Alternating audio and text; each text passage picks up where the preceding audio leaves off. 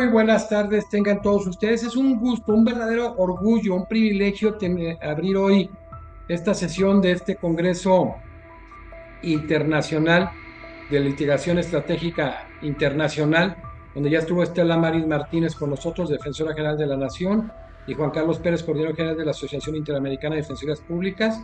Y ahora tenemos un homenajeado, un personaje que ha hecho muchísimo a nivel mundial, a nivel internacional, por la efectividad de los derechos humanos, un ser humano extraordinario, orgullosamente miembro de la Academia Americana de Derecho, mi querido Fabián Salvioli. Antes de dar un pequeño resumen de su trayectoria, comentarles que lleva 6 horas, estaba previo a esto dando clases, no sé en qué parte del mundo, pero tendremos consideración. Muchísimas gracias, doctor Fabián Salvioli, por estar con nosotros y por esas consideraciones que ha tenido. Nos vemos pronto en México. Muchísimas gracias. Un enorme gusto, un gran placer. Llegué ayer a la noche de Bruselas a Argentina y bueno, y por supuesto cuando uno está afuera tiene mucho trabajo acumulado que hacer y acá tenía 5 horas de clases en una especialización que terminé hace 10 minutos. Oh, gracias, qué barbaridad. Bueno, pero con la alegría de que fue campeón en Estudiantes de La Plata, eso sí, Eso ¿verdad? sí. Bueno, el doctor Fabián Salvioli es doctor en Ciencias Jurídicas, dirige el Instituto y la Maestría de Derechos Humanos en la Universidad de La Plata en Argentina, donde es profesor titular.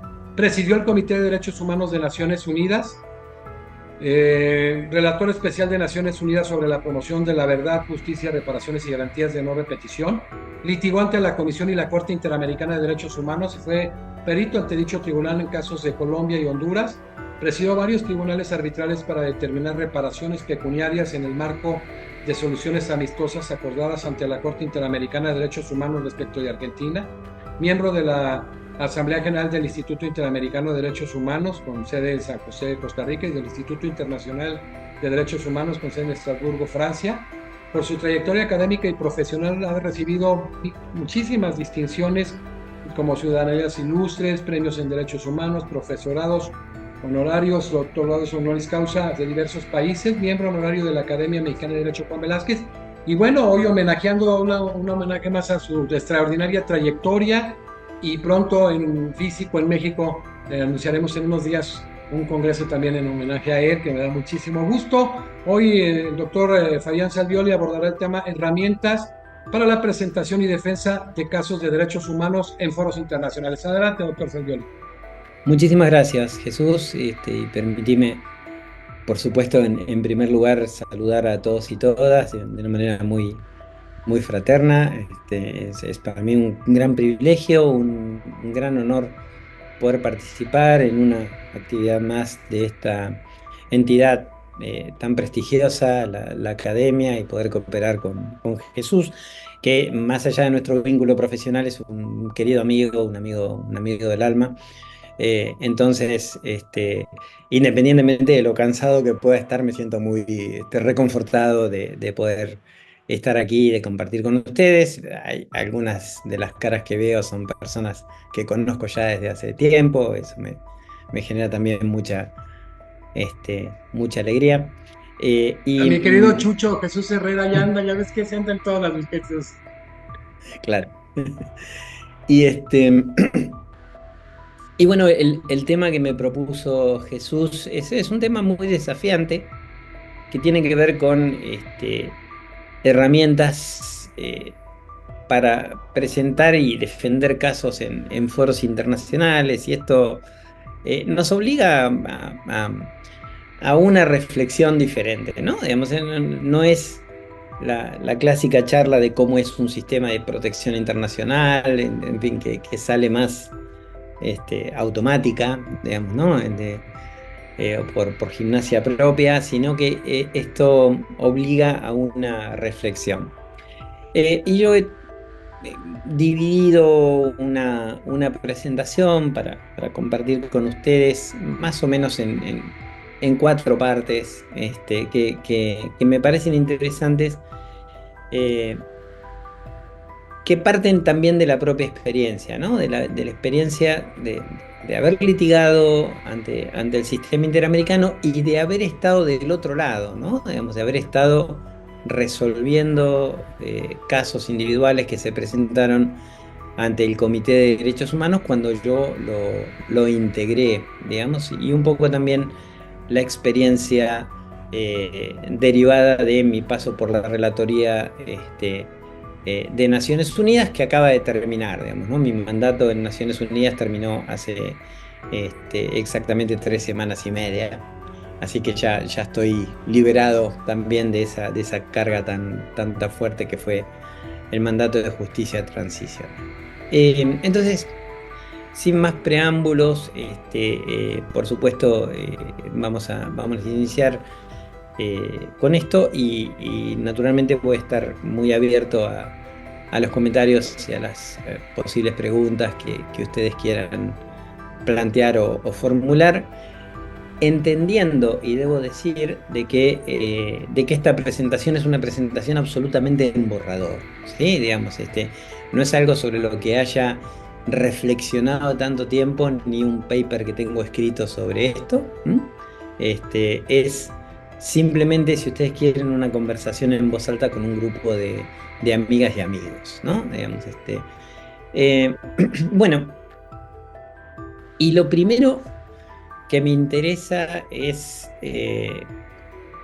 centrarnos en qué es el litigio internacional.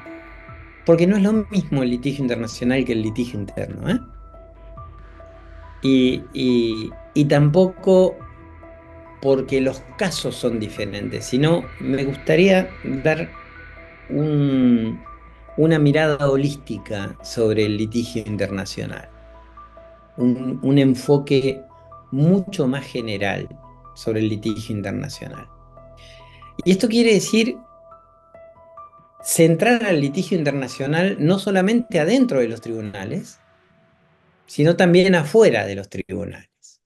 El litigio internacional sale de la lógica de el juzgado y el tribunal, aunque no excluye al juzgado y al tribunal. Por supuesto que cuando uno piensa en litigio internacional, piensa en litigar ante la Corte Interamericana de Derechos Humanos. Y claro, eso va de suyo, digamos, no estamos aquí para esas cuestiones tan obvias, sino con la mochila de nuestra bellísima profesión, que es el ejercicio de la abogacía. El litigio debe ser pensado de una manera más omnicomprensiva. Creo que a nivel interno también, digamos, aunque ese no es el tema que voy a desarrollar, pero entiendo que, por ejemplo, acudir a una Defensoría del Pueblo forma parte del litigio nacional. Aunque claro, no es presentarse ante un juzgado o ante un tribunal. Pero en todo caso, en el plano internacional, decididamente.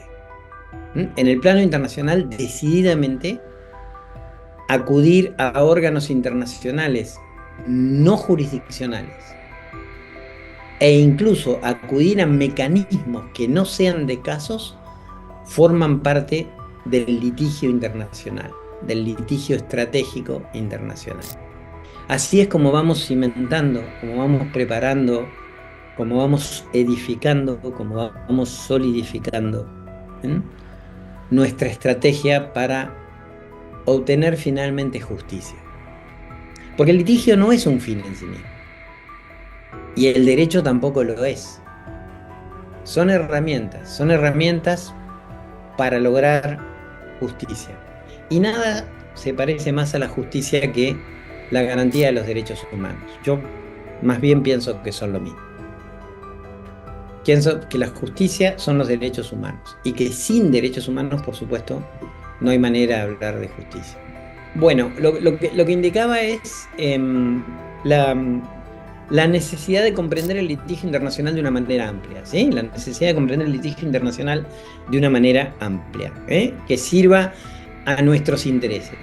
Por supuesto que esto implica el sistema de casos individuales, internacionales, que pueden ser ante los órganos de tratados de Naciones Unidas, ante los distintos comités. Ustedes saben que estos mecanismos no son automáticos, se requiere que el Estado haya aceptado la competencia del comité respectivo, aunque esta no es una clase sobre sistemas internacionales, ¿sí? Por eso lo digo muy, muy rápido. O ante la Comisión Interamericana, que sí es un mecanismo automático. Las personas podemos acudir ante la Comisión Interamericana por el solo hecho de que nuestros estados pertenezcan a la Organización de los Estados Americanos.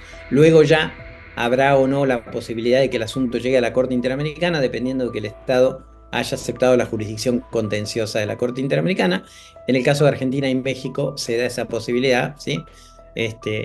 Los casos pueden llegar a la Corte Interamericana de Derechos Humanos. Pero por supuesto, el litigio internacional comprende la posibilidad de presentar casos ante la Comisión y eventualmente litigar asuntos ante la Corte y presentar asuntos ante los órganos de tratados de Naciones Unidas, es decir, los llamados comités. Hay 9 comités de derechos humanos en Naciones Unidas que tienen distintos nombres y que ustedes seguramente conocerán: el Comité de Derechos Humanos, el Comité de Derechos Económicos, Sociales y Culturales, el Comité de Derechos del Niño, el Comité para eliminar todas las formas de discriminación contra la mujer y algunos otros más. Ahora bien, también el litigio cubre mecanismos no litigiosos. Aunque parezca broma, el litigio cubre mecanismos no litigiosos. Y ahí va la estrategia que tenemos como abogados o abogadas. Fundamentalmente quienes llevan asuntos colectivos, pero también quienes llevan asuntos individuales que estén en el marco de situaciones colectivas, aunque alguien presenta un asunto individual. Por ejemplo, si alguien litiga, qué sé yo, maltratos en un centro penitenciario, pero esos maltratos son comunes en Los Cerezos, en México, por ejemplo, ¿no? Si alguien litiga un asunto, individual de prisión preventiva oficiosa, pero se sabe que la prisión preventiva oficiosa es generalizada en México. Entonces ahí, además del posible caso individual, sería muy tonto no entender que tenemos otras posibilidades de litigio en asuntos no litigiosos, pero que sirven a nuestros intereses. Me explico. Los órganos de tratados de Naciones Unidas, los comités, no solo reciben y resuelven denuncias individuales, también examinan lo que se llaman informes periódicos que presentan los estados. Ahora, dentro de ese mecanismo de presentación de informes periódicos hay una posibilidad de litigio estratégico. Y ese litigio estratégico está en la presentación de informes sombras. ¿Por qué eso va a ser útil para nuestro posible caso? Va a ser útil porque si logramos que el comité tome este planteo general de preocupación sobre la prisión preventiva oficiosa, y entonces el comité, en las observaciones finales que adopta sobre el Estado, le dice que hay una posible incompatibilidad entre el mecanismo de la función de la prisión preventiva oficiosa y el Pacto de Derechos Civiles y Políticos, suponiendo que este caso se presenta ante el Comité de Derechos Humanos, lo más probable es que después, si el caso llega al comité con ese antecedente, el caso individual, el comité determine la responsabilidad de México por haber aplicado la prisión preventiva oficiosa. Y esto que estoy señalando no es un ejemplo hipotético, ya pasó. Ya pasó. Ustedes pueden observar las observaciones finales del Comité de Derechos Humanos sobre México del año 2010. Yo integraba el comité cuando se adoptaron esas observaciones finales, y la claridad con que el comité ha dicho que la prisión preventiva oficiosa y el arraigo eran dos mecanismos incompatibles con las obligaciones establecidas en el Pacto de San José de Derechos Civiles y Políticos, que es un pacto en espejo con el Pacto de San José de Costa Rica. y cómo luego la Corte Interamericana de Derechos Humanos toma, entre otras, esas observaciones finales en los casos contenciosos que resuelve contra México, en los que determina la inconvencionalidad de la prisión preventiva oficiosa y de la red. ¿Sí? Entonces, es una oportunidad desaprovechada no mirar el asunto de manera holística y pensar que el litigio estratégico solo consiste en presentar un caso ante el comité o presentar un caso ante la Comisión Interamericana de Derechos Humanos. Eso sería lo obvio. Y me parece que una reflexión sobre una cuestión tan importante como la que planteaba Jesús cuando pidió esta intervención es para escapar de lo obvio, ¿no? Digamos, para no decir lo obvio, ¿sí? Entonces, ahí tenemos una herramienta interesante, ¿eh?, de litigio estratégico en un mecanismo no litigioso, pero que sirve a nuestros intereses como abogados o abogadas en un asunto individual o de incidencia colectiva en materia de derechos humanos, ¿sí? Voy a ir tomando agua porque tengo la garganta más o menos a la miseria, así que les voy a pedir disculpas.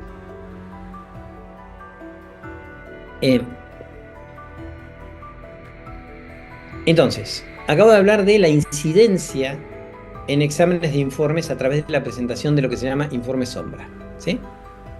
Bien. Ahora, también hay una herramienta de litigio internacional en el marco de un no litigio, en lo que se relaciona con la hermenéutica, es decir, la posibilidad y la capacidad que tiene un órgano internacional de interpretar el alcance de una disposición internacional. Esta tarea la hacen los comités de Naciones Unidas en lo que se llaman las observaciones generales o los comentarios generales, y la hace la Corte Interamericana en lo que se llaman las opiniones consultivas, con las que seguramente ustedes tendrán más familiaridad. Bien, ¿cuál es la incidencia del litigio estratégico allí? Pues, por supuesto, presentar un paper cuando el comité en cuestión debate la adopción de una observación general. Esto es muy sencillo y es muy común. Se acude, no hay necesidad de ser una ONG, se puede participar de manera muy amplia. O, por supuesto, lo que es más conocido, el amicus curiae, ¿no? El amicus curiae ante la Corte Interamericana de Derechos Humanos en el marco de una opinión consultiva. ¿Por qué esto forma parte del litigio estratégico? Miren, por una razón muy sencilla, entre ustedes y nosotros, digamos, estos documentos son de un valor extraordinario. Tienen una incidencia impresionante. Cuando yo integré el Comité de Derechos Humanos de Naciones Unidas, el documento que teníamos al lado para examinar los casos individuales que no llegaban, los casos individuales, eran las observaciones generales que adoptaba el comité. El comité sigue a pie todos los comités siguen a pie juntillas las observaciones generales que fueron aprobadas. Y la Corte Interamericana ni hablar. Ustedes van a encontrar no centenares, miles de referencias a la jurisprudencia consultiva de la Corte Interamericana de Derechos Humanos en las sentencias contenciosas de la Corte. Entonces, influir en una opinión consultiva nos abre el caso perfectamente para el asunto contencioso. Nos abre la vía perfectamente para el asunto contencioso. Y lo útil que es tener ya un pronunciamiento de la Corte y no tirarse a la pileta, como decimos nosotros, a la piscina, sin tener antes, porque nos puede salir mal. En cambio, si la Corte ya dijo en una opinión consultiva algo que nos conviene, pues lo invocamos y la Corte lo va a seguir, lo va a aplicar. Hay Bueno, siempre hay una posibilidad, pero hay sinceramente escasísimas posibilidades de que la Corte vaya en contra de lo que dijo en una opinión consultiva. Pero además, ¿por qué? Por la manera bajo la cual estos órganos construyen las observaciones generales, en el caso de los comités, y las opiniones consultivas, en el caso de la Corte. Son debates muy profundos que se llevan adelante durante 1 año y medio, 2 años, en los cuales se llega a un acuerdo sobre el contenido de un derecho, sobre el contenido de una obligación que tiene el Estado. Una vez que la Corte ya discutió y debatió eso, o el comité discutió y debatió eso, y sacó un pronunciamiento genérico, no en un caso, genérico, en una opinión consultiva, o en una observación general, la mesa está servida. Las posibilidades de que el órgano no siga su propio pronunciamiento previo general son nulas. Son nulas. Entonces, de esta manera, estamos haciendo litigio estratégico igualmente. Y todavía no hemos ni presentado un caso ante el comité, ni ante la Corte, ni ante la Comisión Interamericana de Derechos Humanos. Y por supuesto, obviamente, en el caso, ahora sí, en el caso que se presenta en la comunicación individual, que se presenta ante un comité o ante la Comisión Interamericana y luego si el asunto llega a la Corte. Sobre esto me voy a referir en otra de las partes que tengo armada. Pero déjenme, antes de finalizar esta primera parte, señalar la importancia del mecanismo de solución amistosa ante los comités de Naciones Unidas, que es menos frecuente, pero existe la posibilidad, y cada vez se utiliza más, y ante la Comisión Interamericana, que es mucho más frecuente. La Comisión Interamericana tiene ya una larga tradición de soluciones amistosas y hay algunos estados que son más propensos a la solución amistosa. Pero tiene una gran ventaja la solución amistosa. La solución amistosa, en primer lugar, reduce el tiempo de un proceso que ya de por sí es largo, porque para presentar un caso hay que agotar la vía de recursos internos, y esto lleva, naturalmente, mucho tiempo. En segundo lugar, como ustedes saben, no hay mecanismo de ejecución compulsiva de las decisiones de los órganos internacionales, sea un órgano no jurisdiccional o incluso un órgano jurisdiccional.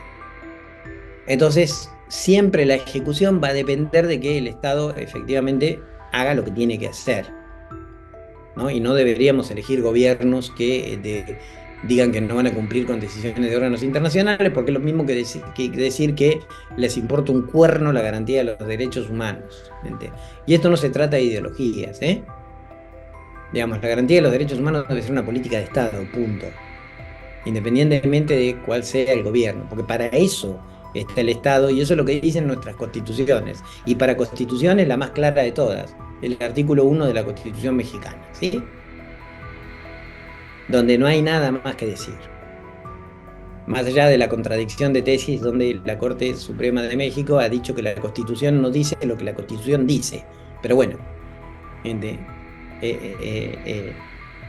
la Constitución es muy clara, clarísima. Las soluciones amistosas presentan una buena cantidad de ventajas, siempre y cuando, por supuesto, por la vía de la forma no terminemos desvirtuando el fondo, ¿sí? Mientras sostengamos al menos nuestros planteos principales y mientras el Estado efectivamente acepte su responsabilidad y no intente ir por vías oblicuas. A veces los estados lo intentan, como diciendo, bueno, no reconozco responsabilidad, pero asistencia humanitaria. No, es nada de eso, ¿sí? Pero es factible llegar a buenas soluciones amistosas y obtener satisfacción para los intereses que estamos representando. Y esto me lleva, por supuesto, al segundo de los puntos, que tiene que ver con la relación con quienes representamos. Y acá, de veras, esto es muy importante. Esto es fundamental. Litigar estos asuntos no es litigar los casos en el plano interno, no es llevar daños y perjuicios, no estamos hablando del choque de un coche, No estamos hablando de una estafa, no estamos hablando de una defraudación, que pueden ser situaciones, por supuesto, muy, muy, muy tremendas. No. Acá estamos hablando de víctimas de violaciones a los derechos humanos. De manera amplia, ¿sí? De manera amplia. No estoy refiriéndome exclusivamente a quienes sufren tortura. Digo, quienes sufren violaciones al derecho, al debido proceso también son víctimas de violaciones de derechos humanos. Y las víctimas de violaciones de derechos humanos merecen un respeto superior. Merecen un respeto superior. Y entonces la ética profesional es obviamente imprescindible. Imprescindible. Si ustedes quieren, hay un deber de ética reforzada cuando estamos frente a este tipo de situaciones. Nunca hay que olvidar que son víctimas de violaciones a los derechos humanos y por ende siempre hay que tener en cuenta las necesidades, los deseos de esas personas. Entender que los tiempos de esas personas no son necesariamente nuestros tiempos. Y que no podemos, como profesionales de derecho, revictimizarles. Y muchas veces, en el ejercicio automático de la profesión y en el saber experto que nos da el conocimiento de la disciplina, podemos invisibilizar esas necesidades y esos deseos. Y por eso es importante establecer mecanismos de consulta que sean más permanentes. Porque incluso esas necesidades y esos deseos pueden variar con el tiempo. Y nunca, nunca deberíamos ir en contra de esas necesidades ni de esos deseos, aunque nosotros pensemos de que les es más conveniente esta otra cuestión. Sí podemos poner todo nuestro conocimiento a disposición.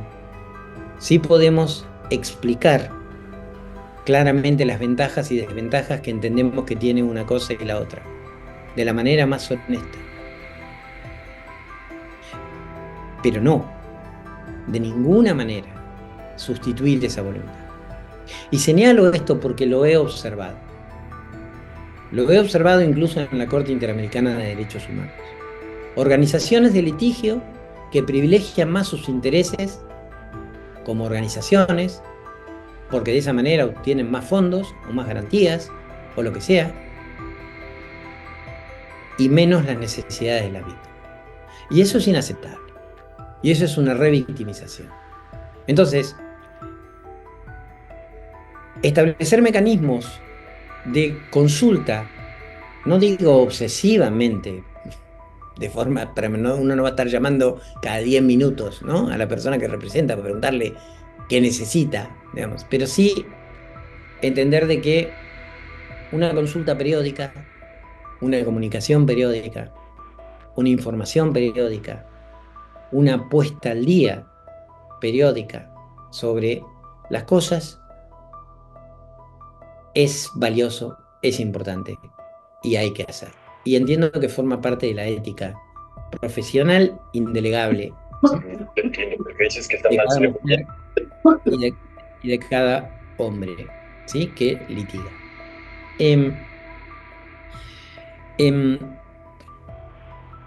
Por supuesto, dentro de esas consultas hay algunas cuestiones que son más técnicas, o sea, y cuesta más, por supuesto, de establecer una consulta, pero hay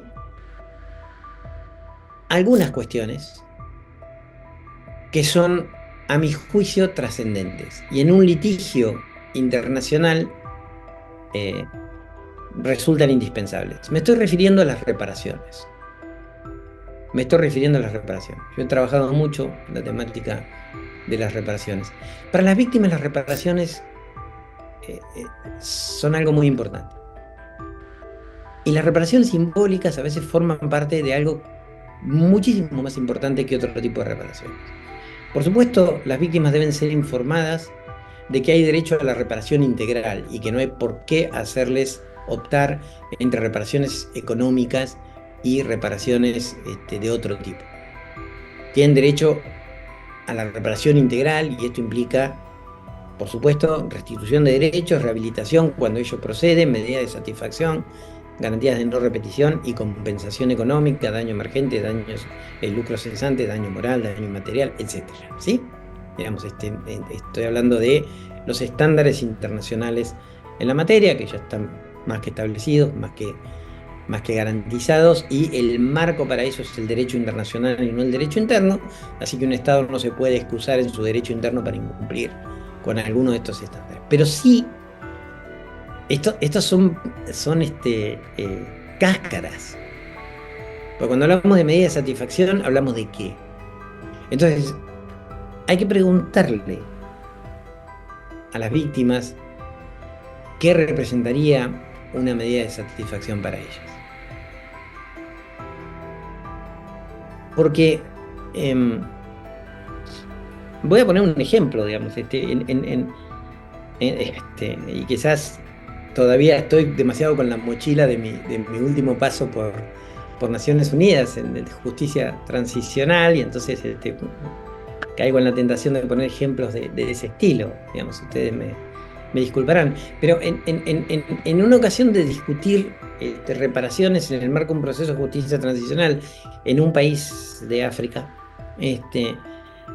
se intentaba decir de que a mujeres que habían sido víctimas de violencia sexual se les iba a dar una máquina de coser, además, ¿no? Además de las garantías, una máquina de coser. Pero esto implicaba, obviamente, una estigmatización, porque entonces cada mujer que iba a tener esa máquina de coser implicaba que había sido violada. Entonces hay veces que la mejor intención lleva al lado de los tomates, ¿no? Digamos, entonces, por supuesto que hay que ir de la mano con las víctimas. Por supuesto que hay que preguntarles qué garantías serían las mejores, qué medidas serían las mejores para que obtengan esa reparación integral. Y esto implica, por supuesto, un código de ética, digamos, muy claro, que tiene que ver con transmitir claramente las cosas a quienes representamos. El lenguaje alambicado es una herramienta de subordinación. Y eso sucede en toda disciplina técnica. Nos pasa a quienes no tenemos formación médica y vamos al médico, ¿no? Y nos dice cosas que no tenemos la más remota idea. Y siempre hay una manera de explicar claramente las cosas. Siempre. Las cosas se pueden explicar siempre muy claramente. El lenguaje técnico, pues, servirá para el debate científico, el debate jurídico, no hay problema. Lo hacemos en artículos de doctrina, etcétera, etcétera. Pero cuando hablamos con quienes representamos, no estamos haciendo un artículo de doctrina. Y las cosas se pueden explicar, obviamente, con muchísima, muchísima claridad. Tampoco hay que frustrar las expectativas de las víctimas ni generarles expectativas que luego no se pueden cumplir, porque eso es revictimizarlas. Y esto pasa mucho con las reparaciones económicas.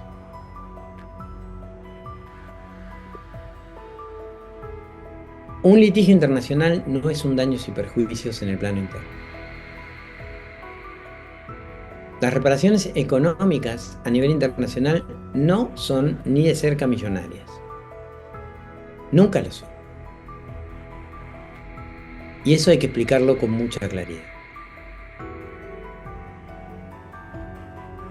Porque hay gente que piensa que con justísimo derecho le han masacrado a su familia y entonces creen que el Estado les debería dar 10 millones de dólares. Y tienen razón, claro que tienen razón. Y no le deberían dar 10, le deberían dar 100 millones de dólares. Pero ningún órgano internacional va a determinar una reparación de ese calibre. Y eso hay que decírselo con absoluta claridad. Y también hay que decirles de que muchas veces la ejecución internacional se frustra. la ejecución de la decisión internacional, perdón, se frustra. Y que eso puede suceder, y que eso puede pasar. Porque se adopta una decisión de un órgano internacional y la persona que representamos dice, muy bien, ¿y entonces ahora cuándo? Y depende de lo que haga el Estado. ¿Cómo depende de lo que haga el Estado? Y depende, sí. Porque el Estado tiene la llave de la ejecución, aunque esté obligado a hacerlo. ¿Sí? Eso lo debe saber.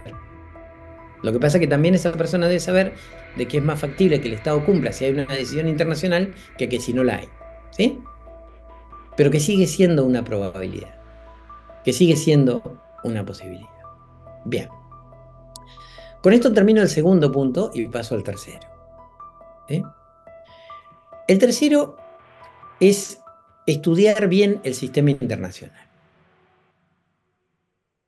No basta con conocer el litigio de caso internacional. Y esto pasa mucho con abogadas y abogados que no conocen el derecho internacional y que se creen que por eso, de todas maneras, pueden litigar solo porque alguna vez vieron el formulario de la Comisión Interamericana o conocen la jurisprudencia de la Corte Interamericana. No. No. Si no conoces el sistema internacional, tenés muchas más probabilidades de fallar. Muchísimas más probabilidades de fallar. Y hay que estudiar la lógica del derecho internacional. Y hay que estudiar los principios del derecho internacional. Y hay que estudiar a los órganos del derecho internacional. Y hay que entender cómo funcionan. Hay una lógica propia del derecho internacional de los derechos humanos. Y si te vas a dedicar al litigio internacional, la tenés que conocer. Y esta es una herramienta indispensable. Indispensable. Manejar bien el derecho internacional de la persona humana. Así como digo una cosa, digo la otra. Hay quienes dicen que litigar en el plano internacional es muy complejo y es muy difícil. No, no es cierto. No es cierto. Litigar en el plano internacional es más sencillo que litigar en los tribunales mexicanos, que es una tortura. Es mucho más sencillo. Quienes dicen eso son quienes llevan casos a nivel internacional y no quieren que se les acabe el negocio. Y quieren menos competencia. Pero no. Por supuesto que cualquier persona con formación puede llevar casos internacionales. Ahora bien, para llevar casos internacionales de manera eficaz no basta conocer el sistema de casos, ¿sí?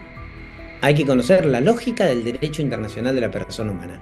Hay que estudiar derecho internacional de los derechos humanos en general, no solo los casos individuales. Entonces, eso. Y esto me lleva al último de los puntos que quiero desarrollar, que es estudiar muy bien la composición de los órganos y estudiar muy bien la jurisprudencia de los órganos. Porque la Corte Interamericana no es siempre la misma. Hablamos de la Corte Interamericana como si fuese algo inamovible, digamos, pero no lo es. En buena medida, porque la composición de los órganos internacionales es mucho más maleable y mucho más variable de lo que son los órganos internos. Las personas en los cargos internacionales duran un tiempo. Duran 8 años o duran 12 años. Y así se renuevan todos los órganos internacionales. Y aquello que parecía muy conservador en un momento puede ser muy progresista en otro. Entonces, estudiar bien la composición de los órganos, estudiar a cada persona que integra los órganos, al perfil de cada persona, a lo que ha escrito, a cómo ha escrito, a cómo argumenta, es otra herramienta imprescindible. Siempre sentimos más satisfacción cuando se nos argumenta por la vía que nosotros hemos escrito. Y además es un mundo lleno de egos, así que eso es útil, es muy muy útil. Hay que entender que el litigio internacional no es una apelación del plano interno. No es una cuarta instancia. Usted presenta la lógica de la apelación y el órgano internacional le tira su escrito a la basura, aunque sean 250 páginas con doctrina y jurisprudencia. No. La lógica es otra. Se busca la violación a la norma internacional y se argumenta la violación a la norma internacional. Usted no tiene el trabajo hecho cuando agotó la vía interna. Usted empieza el trabajo a nivel internacional. Agotar la vía interna es un requisito de admisibilidad. No te garantiza el fondo del asunto. Y te van a aplicar la doctrina de la cuarta instancia y te van a tirar el recurso a la basura. Es un litigio nuevo, bajo una lógica internacional, de argumentación internacional y con base en jurisprudencia internacional, que debe ser aplicable. No se trata de nombrar casos internacionales. Se trata que sean asuntos realmente aplicables, decisiones realmente aplicables. Y para eso hay que ir más allá de las sentencias de la Corte Interamericana. Hay que ver el contexto bajo el cual se aplicó y se dijo lo que se dijo, para ver si es aplicable a nuestro propio asunto.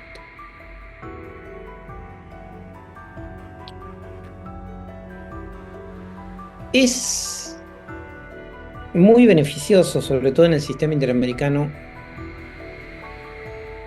tener audiencia ante la Comisión Interamericana. Esta es otra herramienta valiosa. Tener audiencia.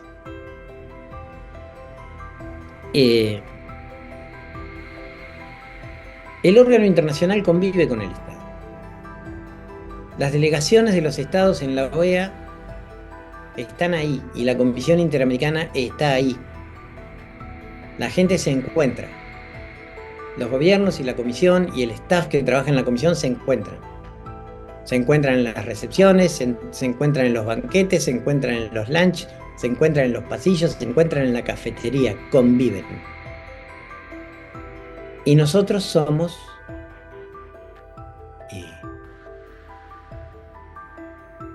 una incógnita. Nosotros somos una cara no conocida. No hay que confiarse en que ganamos el caso. Nunca lo ganamos hasta que lo ganamos. El partido no termina hasta que el referee pita el final.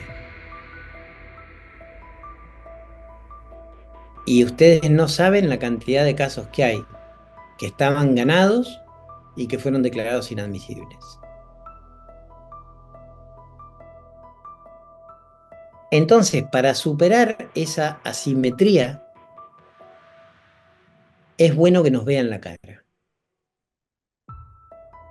Aunque pensamos que no es necesario, una audiencia viene bien. Esto lo estoy refiriendo como una herramienta valiosa en el sistema interamericano, porque en el sistema de Naciones Unidas hay menos posibilidades de audiencia. Los órganos internacionales de Naciones Unidas no suelen dar audiencias. Digamos, el litigio es puramente escrito, ¿sí? Y la audiencia es absolutamente excepcional. Pero en el sistema interamericano no. Entonces, si alguien litiga en el sistema interamericano, mi consejo más amigable es que se piense en pedir una audiencia, aunque crean de que no es necesario. Hay que identificar el interés del órgano decisor. Ustedes vean cuál es la tendencia. Si ustedes ven de que y perciben de que hay algo que le llama la atención a un comité determinado o a la Comisión Interamericana, porque lo han visto en jurisprudencia previa, en decisiones previas, en informes temáticos, en comunicados de prensa, vayan por ahí. Eso va a ser útil, va a ser muy útil para que nuestro caso tenga más probabilidades de éxito. Otra herramienta valiosa es mostrar que estamos encima del caso. Si presentamos el asunto y la comisión o el comité se toman milenios para avanzar. ¿Por qué? Porque están colapsados y demás. Por supuesto, si estamos encima, ayudamos. Hay que llamar o hay que escribir periódicamente, en su justa medida. Porque lo peor que podemos hacer es ser considerados unos pesados por el órgano internacional. Si nos convertimos en pesados, el asunto no va a funcionar. Digamos, llamar cada 3 días implica que no nos atienden. Entonces, como en todo en la vida, ¿sí? Hay que encontrar el centro justo, el centro de gravedad. Porque aún siendo los más simpáticos, si nos convertimos en pesados, la cosa no funciona. Y si no llamamos, y si no escribimos periódicamente, la cosa tampoco funciona, porque para el órgano internacional, pues hemos dejado de tener interés. Entonces esto también es importante. Y la última herramienta que a mí se me ha ocurrido para poder compartir con ustedes, y también de paso cumplo con el tiempo que eran los 50 minutos que me dijo Jesús que tenía para exponer, es que busquemos el abordaje de nuestro tema en otros espacios internacionales. Es decir, que si litigamos ante el sistema interamericano, no nos quedemos con lo que ha dicho el sistema interamericano. Utilicemos lo que se llama la fertilización cruzada. Porque por ahí, en la Corte Europea de Derechos Humanos, la cosa se ha resuelto de manera más favorable a nuestros intereses y podemos traer eso como un argumento. O en alguno de los órganos de derechos humanos de las Naciones Unidas o en la Corte Africana de Derechos Humanos. Esto funciona mejor con el sistema interamericano. Si es en Naciones Unidas, el impacto de una decisión de la Corte Europea de Derechos Humanos va a ser más fuerte que el impacto de una decisión de la Corte Interamericana de Derechos Humanos. Pero bueno, podemos buscar de todas maneras esos links, ¿sí? Y de esta manera creo que podemos tener en cuenta estas herramientas para presentar y defender casos en foros internacionales. Entender que el litigio internacional no se da solamente en los tribunales, sino también fuera de los tribunales y en espacios incluso no litigiosos. Privilegiar debidamente la relación con quienes representamos a través de el no olvido de que las víctimas de violaciones de derechos humanos son víctimas de violaciones de derechos humanos y merecen nuestra debida diligencia reforzada, como quienes les representamos, y que jamás debemos privilegiar nuestros intereses, ¿sí? Muchas veces hay personas que lo que quieren es llegar a litigar a la Corte Interamericana de Derechos Humanos, pero las víctimas lo que tienen ganas es que se les resuelva rápido y les viene bien una solución amistosa antes ante la comisión, ¿sí?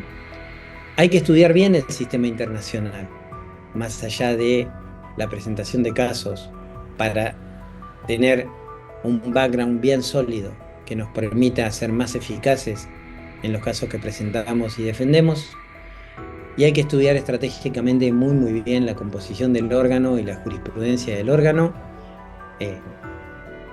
Pretender impactar mejor siendo visibles, buscando una audiencia, mostrar que estamos encima del caso, llamando periódicamente, sin exagerar, y buscar espacios de abordajes en otros foros para poder traerlos a nuestro interés en el marco de lo que se llama la cross-fertilization, fertilización cruzada, en el marco del debate internacional de derechos humanos. Bueno, les agradezco mucho por la atención que me han brindado. Muchas gracias. Muchas gracias, mi querido Fabianes. Darte las gracias doblemente por todo el esfuerzo físico que has hecho, pero la gente está muy contenta. Se desbordaron las preguntas. Yo también, después vas a estar en físico con nosotros, vas a seguir estando, y no quiero agobiarte, la verdad, ya lo acordamos previamente, 3 preguntas, y pues varios amigos, gente que te conoce, obviamente todo el mundo. Tu experiencia en Naciones Unidas, pues, ha sido extraordinaria. Tu labor ha sido reconocida a nivel internacional, has dado clases materialmente en los 5 continentes, has preparado operadores, bueno, ¿qué puedo decir? Estamos muy orgullosos de ti, querido amigo, y este es el inicio de un homenaje que es virtual y que se lo vamos a plasmar rápidamente en físico en un lugar hermoso de nuestro México que es Baja California Sur, en La Paz. Vamos a estar muy pronto. Bueno, nuestra secretaria nacional, Marianita Ramos, quiere primero, Morales Ramos, quiere preguntarte primeramente. Adelante, Mariana. Buenas tardes a todos, buenas tardes, doctor Fabián. Yo solo quiero preguntar cómo o cómo opera, por ejemplo, o cuál es el rol de un país que no ha ratificado la Convención Americana, como por ejemplo Canadá, Estados Unidos, cuando por ejemplo un mexicano está allá y violentan sus derechos humanos. Entonces, ¿cómo operaría ahí o cuál sería el rol de Canadá para porque la Comisión Interamericana o la ONU pudieran intervenir en alguna violación a sus derechos humanos? Esa es una pregunta y una inquietud que he tenido. Muchas gracias, Mariana, por el planteo. Son dos situaciones diferentes, ¿sí? En el caso Sí. de Canadá, Canadá puede ser denunciado ante la Comisión Interamericana de Derechos Humanos porque formar parte de la OEA implica que está habilitada esa vía, digamos, y entonces Canadá podría recibir un pronunciamiento de la Comisión Interamericana de Derechos Humanos, pero también Canadá sí ratificó el protocolo facultativo anexo al Pacto de Derechos Civiles y Políticos, y entonces se podría presentar el caso ante la Comisión Interamericana, ante el Comité de Derechos Humanos de Naciones Unidas. Hay casos que el comité ha resuelto contra Canadá, así que cualquiera de estas dos vías serían factibles para litigar un asunto. Ahora, en el caso de las personas extranjeras que están violadas en sus derechos, hay algo adicional, y es Canadá y Estados Unidos han ratificado la Convención de Viena sobre Relaciones Consulares, y entonces esto permitiría el litigio interestatal ante la Corte Internacional de Justicia, como ya ha hecho Paraguay contra Estados Unidos en el caso Abella, si recuerdo bien,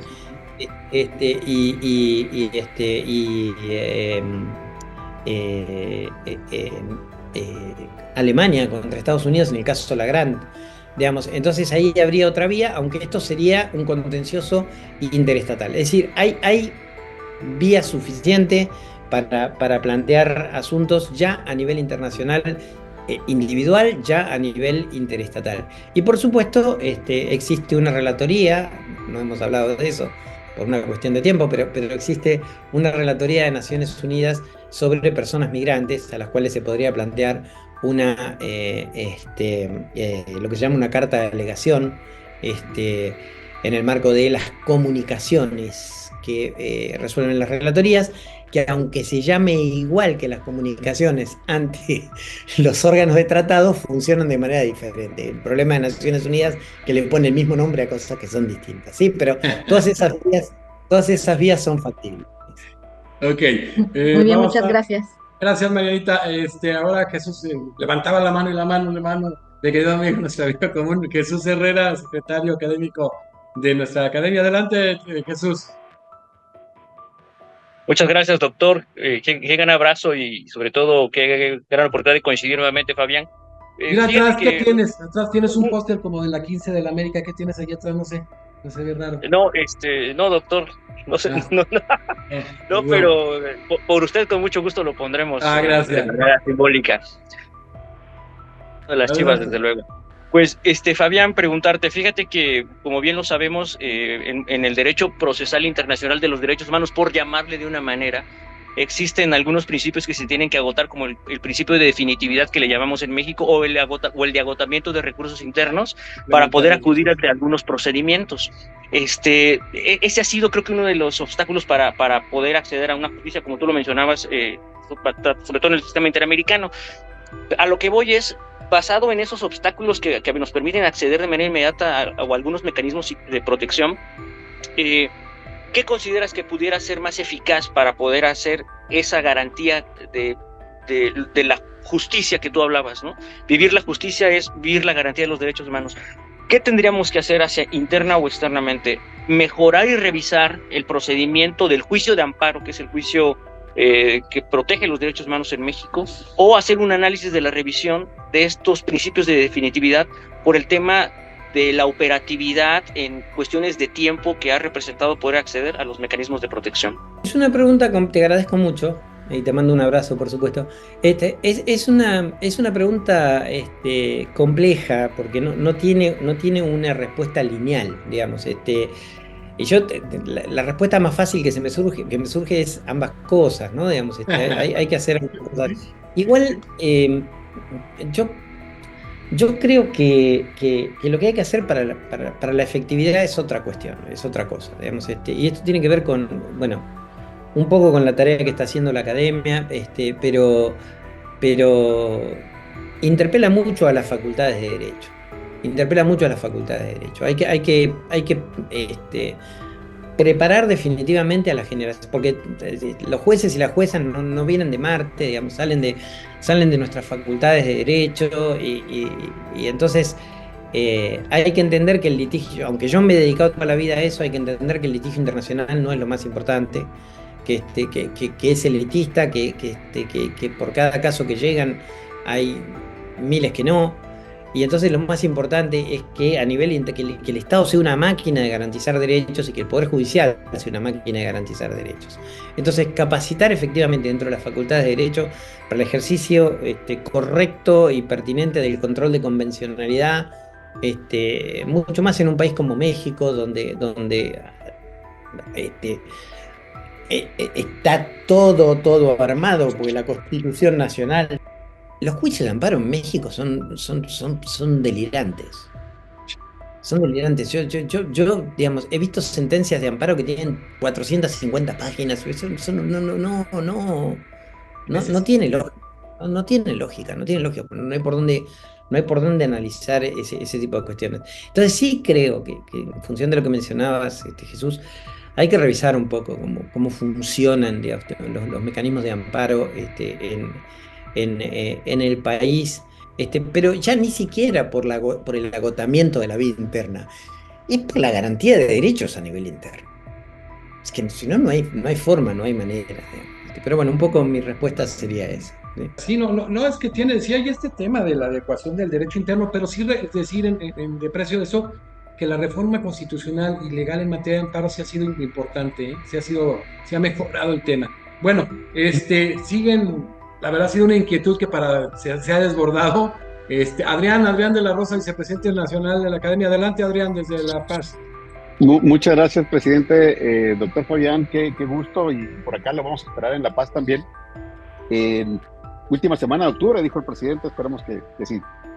Pero bueno, la pregunta es un poco más concreta, y justo retomaba sobre el tema de las sentencias, tanto en lo interno, especialmente en lo interno, porque muchas veces no se cumple con el objeto y fin de la tutela de los derechos humanos. Es decir, somos tan normativos a veces y tan cuadrados que nos olvidamos de lo que dice el artículo 31 de la Convención de Viena sobre el derecho de los tratados. Tenemos ahí los tratados, pero no los queremos cumplir y le buscamos, ¿no?, los escollos y de otra manera para no cumplir, y ponemos dos normas y nos vamos por la que no da lo más, ¿no? ¿Qué opinión le merece, doctor? ¿Qué opinión me va a merecer? Que es una desgracia eso, digamos. El derecho es una herramienta para hacer justicia. Claro. Digamos, no es un fin en sí mismo. Y bueno, yo he desarrollado todo mi tesis doctoral en su momento fue sobre el enfoque de derechos humanos y la perspectiva pro persona. Para mí no caben dudas de que debe interpretarse siempre aplicando la norma más favorable y la interpretación más amplia en materia de derechos. Yo creo que a esta altura del partido, cuando no se hace justicia, no es porque no se puede, es porque no se quiere. Digamos, porque la verdad que sobran instrumentos, decisiones, jurisprudencia para poder realmente hacer justicia en cualquier caso que se presenta. La interpretación es el gran tema. Yo he visto un montón de ocasiones en los cuales se le quiere hacer decir a los instrumentos internacionales lo que los instrumentos internacionales no dicen. Es decir, lo que dice el Pacto de San José no es lo que a mí se me ocurre que dice el Pacto de San José, no es que yo leo y entonces digo, muy bien, quiere decir esto. No, es la Corte Interamericana de Derechos Humanos. Es la Corte Interamericana de Derechos Humanos. Yo he escuchado presentaciones, incluso por parte de altísimas autoridades de Estado, mendaces, ¿no? Diciendo, no, bueno, porque lo que pasa es que el Pacto de San José dice tal cosa. El Pacto de San José no dice tal cosa. Digamos, y la Corte Interamericana ha aclarado el alcance de lo que dice el Pacto de San José, y entonces yo no puedo decir algo contrario. Por eso para mí la interpretación que llevan adelante los órganos encargados de aplicar los instrumentos es lo que hay que seguir. Lo que uno puede decir es, yo no estoy de acuerdo.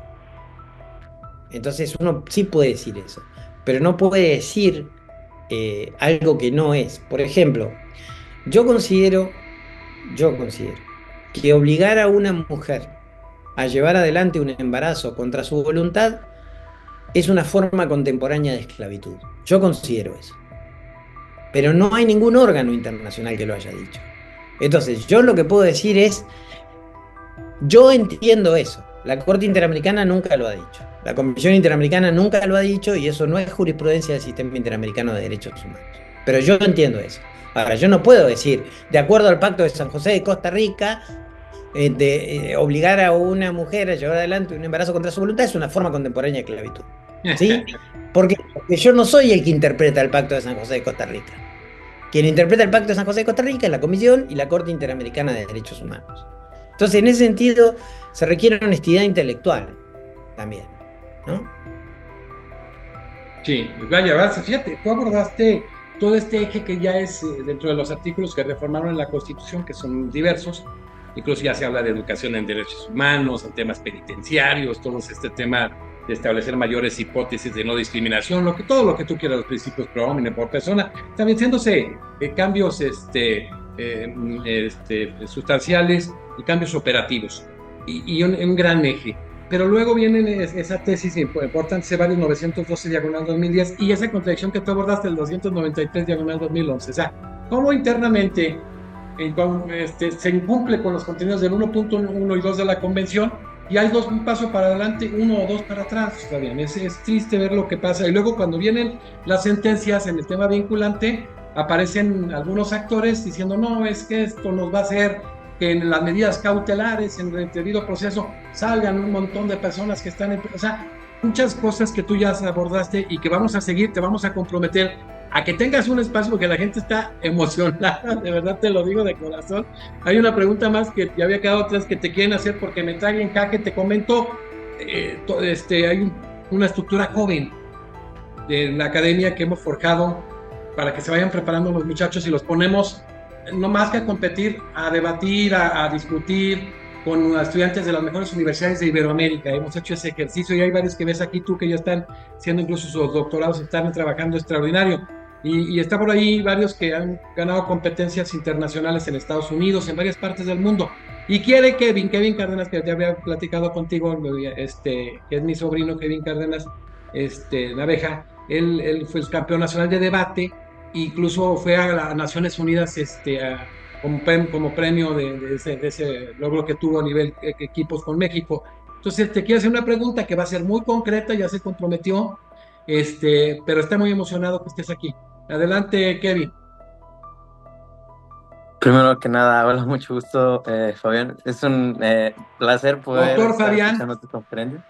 Doctor Fabián, es un placer poder escucharlo, y la verdad es que creo que este es uno de los temas más padres para mí, más interesantes.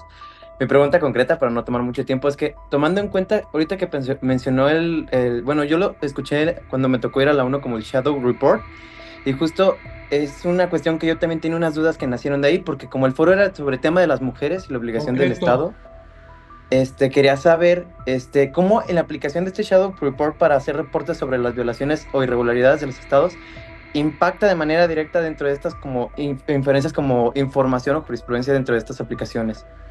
Muchas gracias, mucho Excelente, gusto. felicidades. Y lo felicito Muchísimas no nada más porque sea mi sobrino, porque se ha forjado desde la academia. A mí me da mucho orgullo. Yo sé que a la academia hay muchos como Kevin que son muy talentosos y han tenido muchas cosas. Es una forma de seguir adelante. Adelante, Fabián. No, muchísimas gracias, Kevin. Y por supuesto a mí se me puede decir Fabián, no hay ninguna necesidad de Está decirme, bien, mi querido Fabián, que esa edad empiecen a que haya ese respeto. decirme doctor, da igual. Sí hice mi doctorado y todo lo demás, mi tesis doctoral, y todo, pero por supuesto a mí se me conoce en todos lados, inclusive aquí mis estudiantes me llaman por mi nombre, Fabián, como corresponde. Y en Naciones No Unidas sabes lo que incluso. estás diciendo en México, mi querido amigo. No, yo sé, a mí siempre me abrumó en México, ¿no? De eso de maestro, qué sé yo, que tal otro, pero yo, Aquí te vamos a abrumar en La Paz. Ya, aguántate. igual nada, pero sí, bueno, el 12, para quienes anden por ahí, por cerca de Xalapa, puede recibir un doctorado honoris causa en la Universidad de Xalapa, en Baja. Así que si alguien andas por ahí cerquita y Nos tiene ponemos de ganas acuerdo y vamos para allá, te acompañamos. por ahí andamos. Bueno, yendo a la pregunta a la pregunta de Kevin, la respuesta es depende. Mira, la respuesta es depende. Digamos, el Shadow Report, para ser útil, tiene que ser muy concreto, muy concreto. Digamos, y ese es un problema para quienes venimos de América Latina, que para decir lo que podríamos decir en 2 minutos usamos media hora, ¿no? Digamos, ¿por qué? ¿Qué es lo que pasa? Quienes integran los órganos de tratado no te van a leer un documento de 50 páginas.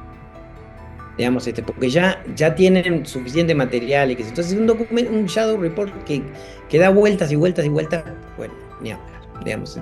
Entonces, hay que ir focus, ¿no? To the point.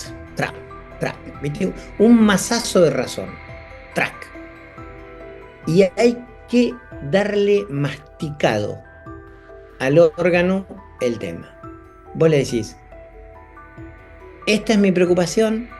Me gustaría que el comité le pregunte esto y esto al Estado, y también me gustaría que el comité en sus observaciones finales diga esto y esto. Con eso estamos bien, digamos, ¿no? Luego, por supuesto, uno fundamenta el porqué, pero hay que guiar al comité.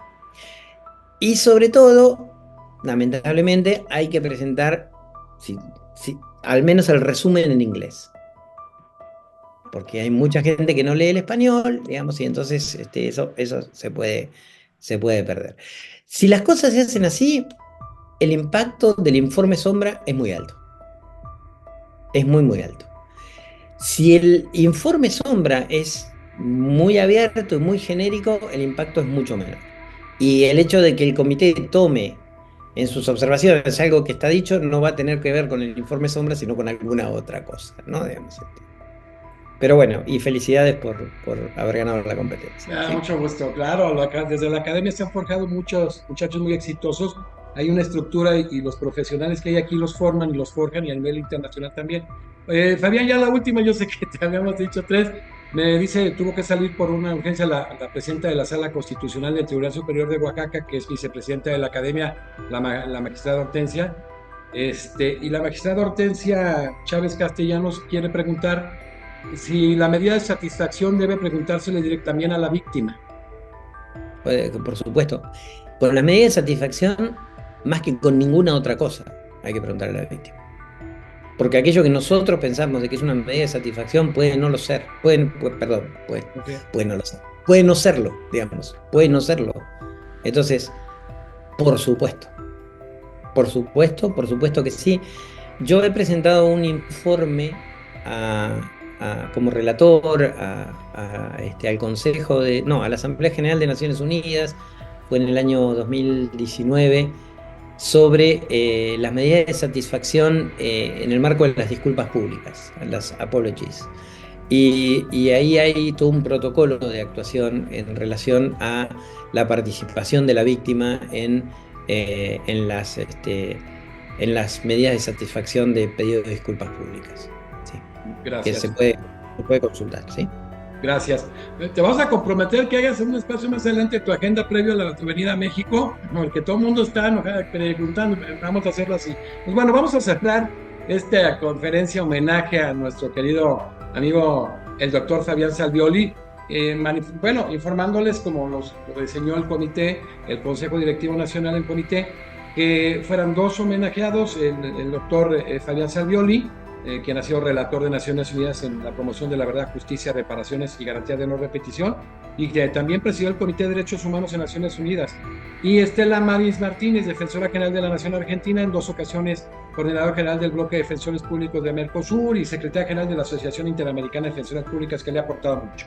Y fueron 4 reconocimientos, o sea, después de esos 2 homenajes, 4 reconocimientos: Juan Carlos Pérez Murillo, actual coordinador general de la Asociación Interamericana de Defensoras Públicas; Andrés Manque Malachatki, que también fue el anterior a Juan Carlos; María Fernanda López Puleyo y Andrés Mariño López, que llevaron la primera defensa pública interamericana en el caso Forlán contra Argentina.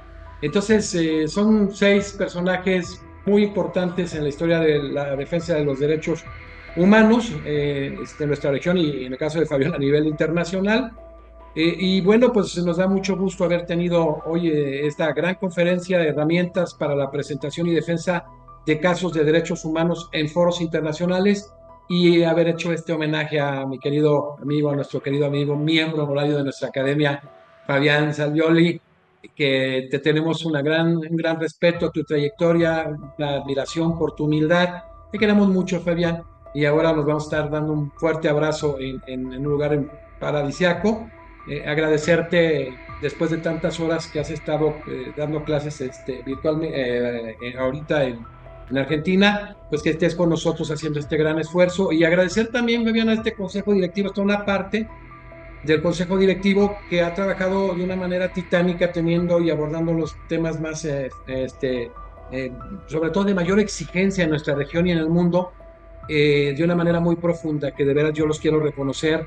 Tan gente te puedo decir ahora mismo, para que veas cuántas líderes de qué entidades están: Adrián de la Rosa de Baja California, nuestro vicepresidente; Carlos de Tamaulipas, y está Filiberto Ávila Antuna de Durango; Sergio Ibarra de Hidalgo; Kevin de Jalisco; Trinidad, nuestro vicepresidente; Espinosa de Nayarit; Víctor Jorge, presidente del capítulo de Oaxaca, obviamente; Ernesto Che de Michoacán; Juan Carlos de Chihuahua, mi querido Juan Carlos Fuentesilla; Diana Galeno de Tlaxcala; mi querido Jesús Herrera, secretario académico a nivel nacional de Oaxaca; Mariana Ramos, secretaria nacional también de Oaxaca; Enrique Rivera, presidente del capítulo de Querétaro; Luis Trejo, que es vocal ahí en Chihuahua; Hassan Medina, que preside en Quintana Roo; José del Carmen en Campeche; Virginia está en Cancún, también en Quintana Roo; Jesús Castelán en Tlaxcala; Plantillas en Nayarit, y Ariana en Tamaulipas, o sea, y salió la magistrada Hortensia en Oaxaca. Entonces tenemos una presencia de personajes muy importantes que han trabajado muchísimo en toda esta construcción cognitiva, jurídica, y agradecerlo. Felicidades, extraordinario, Fabián. Fíjate, después de tantas horas de dar clase, dejaste un sabor de boca increíble, abriste muchísimas inquietudes, abriste la perspectiva precisamente de que tendemos a ir al sistema interamericano internacional clavados en el derecho interno, y falta sobre todo esa lógica que tú manejas, que tenemos que tener y manejar para casos tan sensibles e importantes. Gracias, querido Fabián. Felicidades. Este es un primer homenaje, un reconocimiento, nuestra admiración, y todos comprometidos a estar contigo en La Paz, en Baja California, que ya organizará la presidenta del capítulo y nuestro vicepresidente nacional, Adrián de la Rosa. Gracias, querido Fabián.